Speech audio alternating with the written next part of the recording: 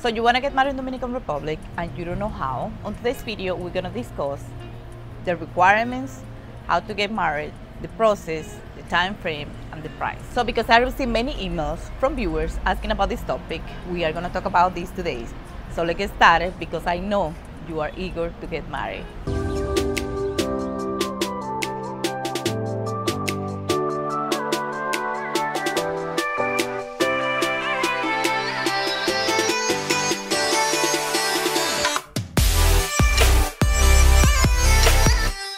So before we get started, I'm gonna say where we are today.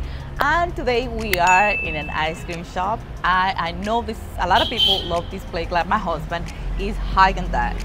He loves this ice cream, especially rum raisin, that's his favorite. So today is a shop here in Santo Domingo. So today we decided to come and eat some ice cream and also record this video here. And what do I have? I have me a milkshake because it's so hot, like always is here. So let's get started. So for a starter, the legal age to get married here in Dominican Republic is 16 for male and 15 for female.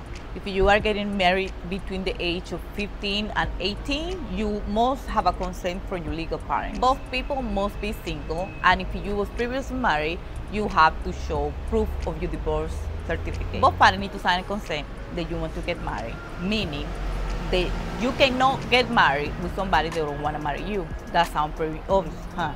But you never know this day. If you don't meet this requirement, it can result in invalid marriage. So now let's talk about what do you need or what is required as a foreigner to get married in Dominican Republic. First, you need a valid passport and a copy of the biological page of the passport. 2, you need 2 copies of the last entries into the country. Number 3, you will need to show proof of residency. If you are not a resident of Dominican Republic, you will have to pay an additional cost. And I will talk about that when I'm talking about the cost. Number 4, you need a sworn affidavit, and that needs to be signed in front of a public notary, affirming that you are single and you are eligible to marry.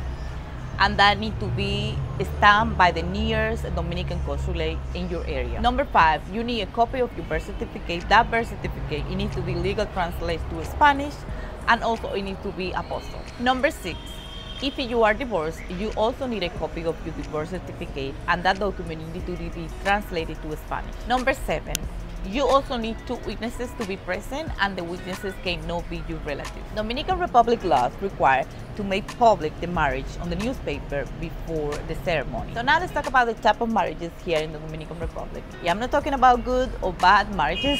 I'm talking about that the 2 types that are recognized here in Dominican Republic, if they follow in 2 categories. Number 1, civil marriage. This is a contract between a man and a woman that decide to get married, and they both need to register the marriage into the civil register office. The person that officiates the marriage have a civil status, and most of the time is a public notary. This is similar to a courthouse marriage in the United States. The marriage certificate needs to contain first and last name of both parties, their consent, their declaration, and the day of the marriage. This will be signed by the both parties to get married, the person that officiates the marriage, and the both witnesses. A civil marriage can be dissolved by divorce of the death of one of the spouses. But surely none of you want to get divorced, right? Type marriage number 2. And this is the type of marriage that we call canonical marriage, which is celebrated and performed in the Catholic Church. In this type of marriage, the church is responsible to register the marriage into the official office in 3 days after the marriage. Can marriages be celebrated in other religious denominations? The answer is yes. However, just the Catholic Church have the power to register your marriage. Otherwise, if you celebrate your marriage with other religion, you will have to register your marriage directly, just like the civil marriage. Meaning, both parties must show up in front of the official register to legalize the marriage. So now let's talk about cost. For a civil marriage, if both the groom and the bride are non-resident, the cost is 20,000 pesos. If one of the two is a non-resident, then the cost is 10,000 pesos. If both the groom and the bride are non-resident, but they live in the Dominican Republic, then the cost is 3,000 pesos. So now let's talk about the cost outside the civil official. If both the groom and the bride are non-resident, the cost is the same, 20,000 pesos. If one of the two is not resident, the cost is 15,000 pesos. If both the groom and the bride are not resident but live in the Dominican Republic, the cost is 10,000 pesos.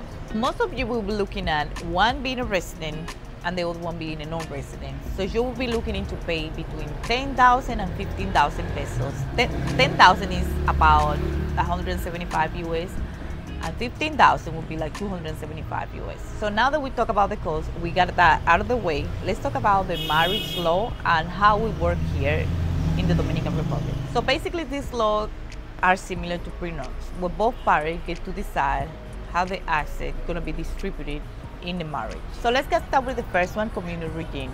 Most marriages fall into this category, and this is the most common use. There are 3 categories under the communal regime. Number 1, legal community. Under this regime, both husband and wife own common assets, such as movable, like cars, furniture, jewelry, anything that you can move, and also real estate that are acquired during the marriage. So an example of legal community, which is the one that most married are by default, is that everything that you acquire during the marriage, let's say cars, houses, or movable, unmovable, everything that you acquire during the marriage, you both own it. If that is the one that most of the marriage, when you get divorced, and you have to split everything. Number 2, community reduced to profit. Under this category, both husband and wife can modify the assets, excluding any debt currently or in the future. So I'm gonna give you an example of number 2. This means like for example, I have 2 houses. Yeah, I'm gonna get married. I can include one of the houses in my marriage, but I can include, or I can specify that this particular property or house is not included into the marriage. So number 3 is the universal community, and under this type of regime, everything that you have in the present and in the future will be included into the marriage. In this one, you can also agree just future access be included into the marriage. So an example of this one in the universal community, when you get married, everything that you have, you both own it. It means that everything you have at the moment, both and wife, is both collectively yours, unless that you decide to just futures access to include it, and then in future access would be, so everything that he had is his, everything that I have is mine. That means everything that we get after the marriage in the future, that's what we could want to collectively own. And it can also be possible that you can not get married under none of this regime and create your own regime to marriage. So now let's talk about the separation of regimes. On this one, is no common access. So whatever he has, he owns, whatever I have, I own. So the only difference is the husband is required to keep the maintenance of the house. So just to give an example, this is like a prenup, meaning that if you get divorced, if the marriage doesn't work out, she don't get none of your access, you don't get none of her assets in case that she has some, but you are responsible to take care of the household. So this is a general overview of how to get in trouble here. Oh, my bad, no get in trouble. How to get married here in Dominican Republic, and how the Dominican law recognize marriage here. So for any more specific detail, you need to contact a lawyer, because I'm not a lawyer. So this is what I have right now. Thank you for watching this video. Don't forget to like, comment, and subscribe, and also share, and I will see you in my next one. Bye! So in today's video, we are going to discuss the requirements. No, that is not how it started.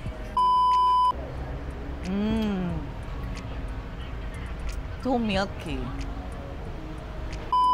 And they both need to register the marriage into the near civil, I don't know why I say near. Both husband and wife own common assets. Number 1, legal regime. Legal regime, why do I keep saying legal regime?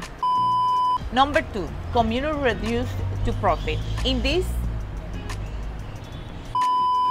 so let's get started with the first one, communal regime. This one, all the marriage, I'm gonna say it on my own word. Yeah. Okay.